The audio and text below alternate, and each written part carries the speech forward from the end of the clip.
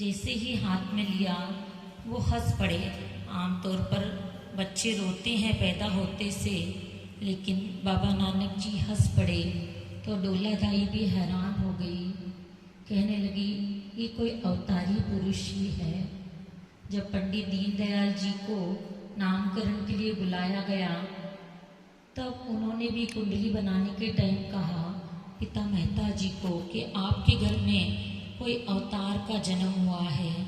और 13वें दिन जब नाम रखा तो नानक नाम रखा। नानक नाम क्यों रखा? कहने लगे ये हिंदू और मुस्लिम दोनों का साझा रहेगा। कल तारण गुरु नानक आया, हिंदू मुसलमान निभाया। मुसलमानों का पीर, हिंदुओं का बाबा नानक। बाबा नानक जी जब स्कूल में पढ़ाई करने गए तो पांडे को पढ़ते पढ़ते उसे ही पाठ पढ़ा दिया। जब मुल्ला के पास पढ़ने भेजा तब वैराग की स्थिति में मुल्ला को ही पढ़ा दिया कि संसार तो नाश्वर है, कि संसार कुछ भी नहीं है, सिर्फ नाम जपना। गुरु नानक देव जी ने 3 ही उपदेश दिए हैं दुनिया को, नाम जपना, कीर्त कमाई करना और वंड के छपना। अर्थात हमारा जो जीवन है, हम इस जीवन में जो आए हैं दुनिया में सिर्फ नाम जपने के लिए आए हैं। लेकिन घर बार छोड़कर सिर्फ नाम जपना नहीं, कीर्त कमाई करना। अपना काम धंधा भी जरूरी है, लेकिन वो किरत धर्म की होनी चाहिए, जिसमें किसी गरीब की मार ना हो, हराम की कमाई ना हो, हलाल की कमाई हो। और अपनी कमाई में से दसवंत गुरु को देना है। वंड कर छपना, अपना पड़ोसी भूखा है और हम खा रहे हैं ऐसा नहीं होना चाहिए, तो वंड के छपना, बांट कर खाना। ये 3 उपदेश गुरु नानक देव जी ने दिए। जब वेई नदी में 3 दिन के लिए वो अलोप हो गए थे, तब आने के बाद पूछा गया, तब नानक जी ने बताया कि अकाल पुरख से मैं एक उपदेश लेकर आया हूँ। क्या उपदेश था? एक ओंकार सतनाम कर्ता पुरख निर्भव निर्वैर अकाल मूरत अजूनी सैवम गुरु प्रसाद। वह अकाल पुरख सिर्फ एक है, उसकी मूरत बड़ी है, उसे किसी से वैर नहीं है, उसे किसी का भय नहीं है, वो सभी में एक समान समाता है।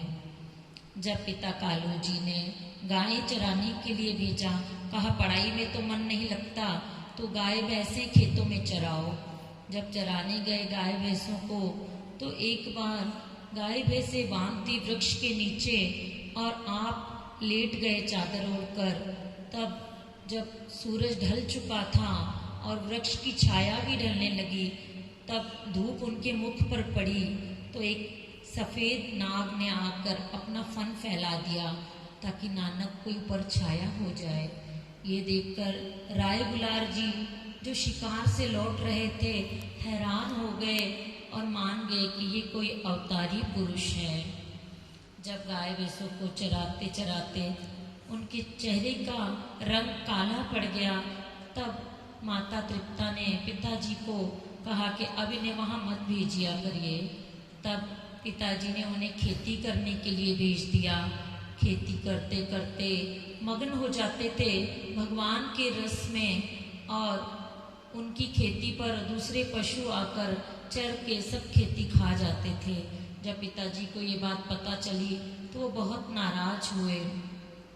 एक बार उनके पशुओं ने एक पटवारी की दूसरे जमींदार की खेती खराब कर दी, तब उसने हर्जाना मांगा।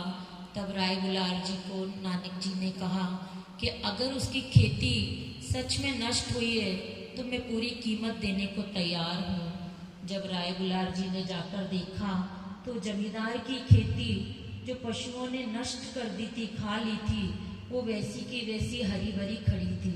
ये देखकर राय गुलार जी पैरों में गिर पड़े गुरु नानक के कि आप सच में भगवान का अवतार हो। बेबी नानकी जी के पास भेजा गया पिताजी ने कि कुछ काम धंधा कर लेंगे। वहाँ पर मोदी खाने में काम पे लग गए। मोदी खाने में राशन तोलते तोलते जब 13 नंबर आता था तो 13 13, फिर से 13 13, सब कुछ 13 ही है अकाल पुरख, फिर से तोलने लगते। तो लोगों ने शिकायत कर दी नवाब को कि ये तो तेरा मोदी खाना ही खाली कर देगा, गलत तोल करता है। पूरा हिसाब किया गया तो हिसाब 135 रुपये ज़्यादा ही निकला। ये देखकर नवाब बड़ा खुश हुआ।